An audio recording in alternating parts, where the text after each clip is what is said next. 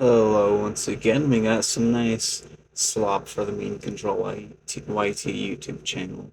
Once again, we're going down the unholy road of YouTube commentary channels. We're gonna be soy facing today. We're gonna be Sniper Wolf thumbnailing our videos today. We're talking about Ukraine.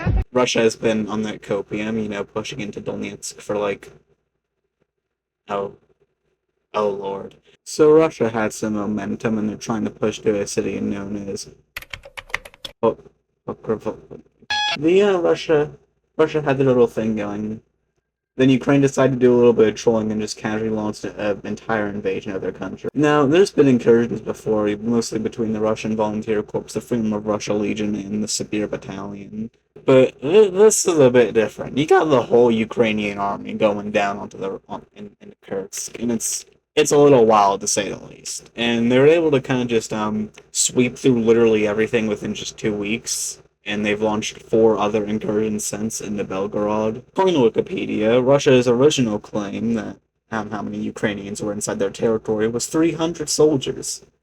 Why you would estimate that little amount of soldiers taking a good chunk of your country is a good thing, I don't really know. Like, guys, you lie about your casualty count, you don't need to do this. Meanwhile, the Western estimate is around 10,000 to 15,000 soldiers, as well as about 600 different vehicles used in action. Well, no one really knows how much Russia has in there, although it is confirmed that they've been taking troops from the reserves and as well as Kaliningrad, which is the next clay, which is rifled Czechian territory, might I. According to CNN of all websites, there's been about 100 surrendered Ukrainians, which, although may sound good on the surface for Russia, you then realize what their count is. Meanwhile, it's been officially confirmed that 300 Russian soldiers have been captured, and while other sources claim it to be about 1,500.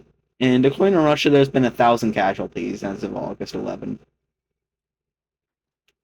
How I don't know how that adds up, but good on you, buddy. Give it up for day 778 of the 3-day military special. I slacked off on making this video for like a month because stuff happened. Anyways, so it's been reported that by September 20th, about 30 major settlements have been captured.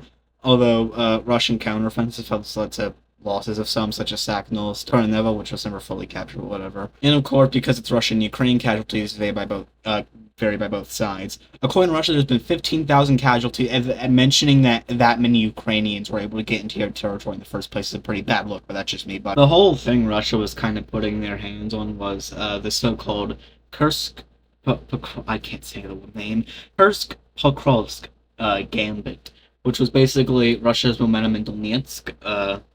They didn't want to send troops to Kursk, despite the fact Ukraine was, winning in Kursk, because they wanted to capture the city, because ever since the fall of Avdiivka, which is like, good lord, that's the one part that Russia has actually had some kind of success in, other than some small incursions in northern Kharkiv Oblast. It's been deemed by many that Ukraine's main strategical goal of Kursk was not for simple negotiations or occupying Russian territory or even a raid, but actually just to draw attention from Kursk. And it seems to have worked, as most momentum is slowed down despite the Ukrainians being outnumbered 2-4. And that's pretty much everything I have to say for this video. I made a flag for this, by the way. I made a few flags for this, actually. Pretty cool, right? Anyways, that's about it for this video. Thanks for coming by once again.